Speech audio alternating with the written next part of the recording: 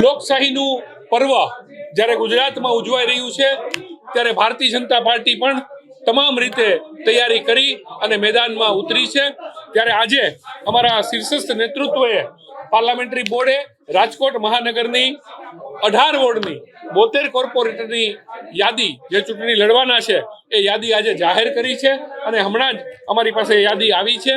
હું આ યાદીને આવકારું છું અને તમામ ઉમેદવારોને શુભકામનાઓ સાથે ભારતીય જનતા પાર્ટી જે રાષ્ટ્રીય યજ્ઞ કરી રહી છે અને પંચનિષ્ઠા સાથે જે કાર્ય કરી રહી છે એ ભારતીય જનતા પાર્ટીની વિચારધારાને ચૂંટણીના જંગમાં જંગી બહુમતીથી જીતી અને આ વિચારધારાને આગળ લઈ જવા માટે અમે બધા કટિબદ્ધ છીએ। ભારતીય જનતા પાર્ટી પૂર્ણ રીતે આ ચૂંટણી માટે તૈયાર છે। ત્યારે ઉમેદવારોની જે સૂચિ જાહેર થઈ છે એ સૂચિને હું આવકારી અને તમામ ઉમેદવારોને ખૂબ ખૂબ શુભકામના પાઠવું છું। જનતા પાર્ટી જ્યારે આ ચયન કરવા બેસતી હોય છે ત્યારે અમારું શીર્ષસ્થ નેતૃત્વ નવા લોકોને તક મળે અને અનેક નવા અમારા કાર્યકર્તાઓ જે ઘડતર કરીને આગળ આવી રહ્યા છે એ તમામનો પણ સમાવેશ થાય એ રીતે અમે કાર્ય કરતા હોઈએ છીએ અને અમારું નેતૃત્વ નિરંતર પરિવર્તનની પ્રક્રિયા દ્વારા અનેક નવા કાર્યકર્તાઓને અનેક રીતે નવી જવાબદારીઓ મળે।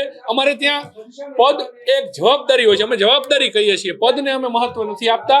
અમારી માટે કમળનું નિશાન મહત્વ છે, ભારતીય જનતા પાર્ટીની વિચારધારા મહત્વની છે। એટલે અમારા કાર્યકર્તાઓ આ વાતને સ્વીકારી અને જે કંઈ ફેરબદલ આવતો હોય છે એને સ્વીકારી અને અમારું શીર્ષસ્થ નેતૃત્વ અનેક નવા કાર્યકર્તાઓને આગળ લઈ જતું હોય છે।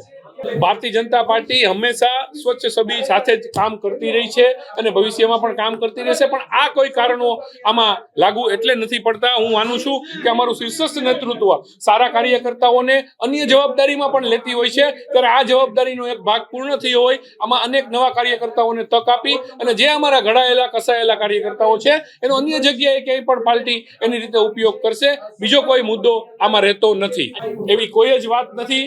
ચિમનભાઈ શુક્લ પરિવાર, ચિમન કાકા અમારી માટે ખૂબ શ્રદ્ધેય પરિવાર છે અને અમે બધા એમનો ખૂબ આદર કરીએ છીએ, રિસ્પેક્ટ કરીએ છીએ। આવી કોઈ વાતમાં તથ્ય નથી। નારાજગીનો કોઈ વિષય હજી સુધી મારી પાસે આવ્યો નથી। હજી હમણાં જ લિસ્ટ જાહેર થયું છે, મને એક પણ નેગેટિવ ફોન હજી સુધી આવ્યો નથી।